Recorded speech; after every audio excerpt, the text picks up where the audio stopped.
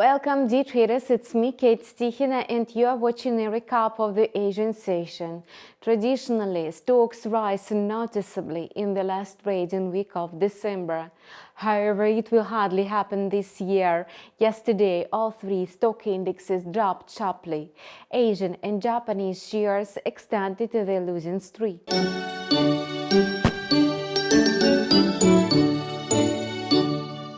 Trading in the stock markets is rather volatile. What's more, US government bonds are growing, tech and other fast-growing stocks are bearing their brunt.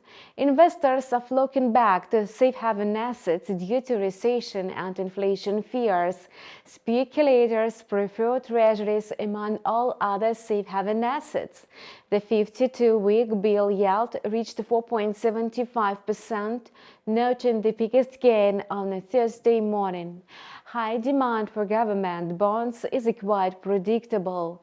If the US economy slides into a recession, the greenback could weaken significantly. However, the US government will strictly comply with its debt obligations. At the same time, initial jobless claims data revealed last week and the upwardly revised GDP figures indicate economic resilience.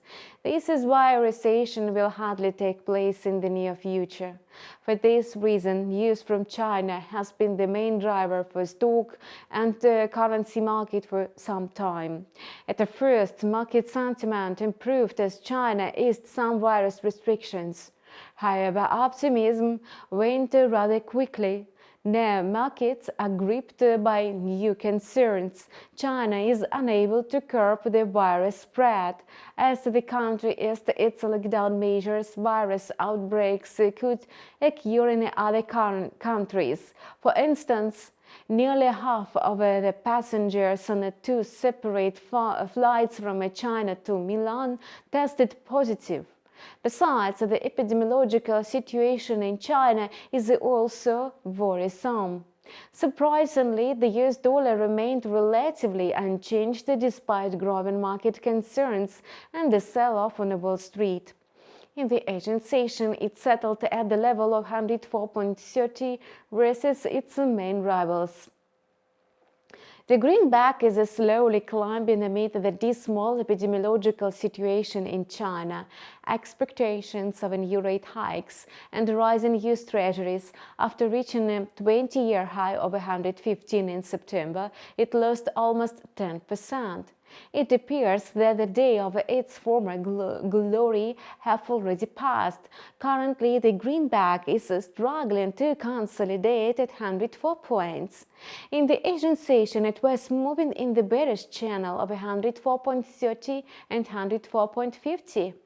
The recent high of 108 may serve as a strong resistance level in the short term. If the US dollar index does not break above this level, the bearish trend will persist. The yen managed to grow amid the consolidation of the US dollar. On a Thursday morning, the dollar-yen pair slid in the red price corridor of 133.50 and 134.40, and it was trading at 133.70, significantly below yesterday's closing level of 134.47. However, the outlook for the pair remains bullish. The reasons for the weakness of the Japanese currency are the same as they were in 2022.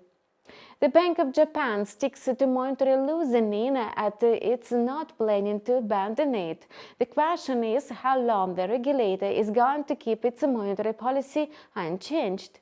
Given that inflation in Japan has jumped to a 40-year high and Haruhiko Kuroda's term ends in April, the odds of a policy reversal are high.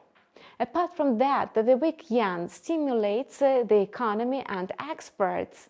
On the flip side, it hurts the commodity import and the standard of living.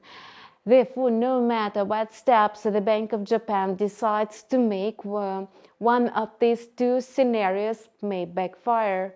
The Aussie, which advanced yesterday amid news from China, fell in the Asian session. Risk aversion is back, which is extremely negative for the Australian currency. The worsening epidemiological situation and the economic downturn in China may trigger repercussions across the global economy. If so, the Aussie is a liquid proxy for the yuan is sure to face strong bearish pressure. In the Asian session, the AUD USD pair dropped to 0.6731.